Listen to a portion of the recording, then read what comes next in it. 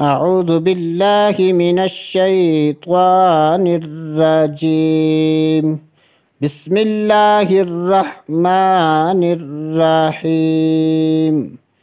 القارعة ما القارعة وما أدراك ما القارعة يوم يكون الناس كالفراش المبثوث وتكون الجبال كالعهن المنفوش فأما من ثقلت موازينه فهو في عيشة راضية وأما من خفت موازينه فأمه هاوية وما أدراك ما هي نار حامية.